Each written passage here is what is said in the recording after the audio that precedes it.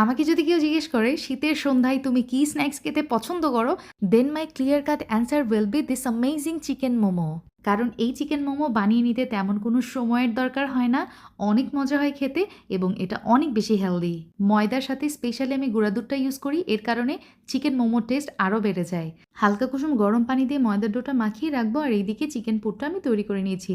স্ক্রিনে দেওয়া সমস্ত উপকরণ আমি ব্লেন্ডার জারে দিয়ে দিব আর এর সাথে ওই যে মালটার খোসা অ্যাড করলে যেটা হয়, এত রিফ্রেশিং একটা ফ্লেভার আসে মানে বলার বাহিরে। সব মেইন কাজ করা শেষ, এখন তেমন আর কোনো কাজ নাই, শুধু রুটিটা একটু পাতলা করে বেলে নিতে হবে আর এই যে ছোট ছোট করে কেটে নিতে হবে।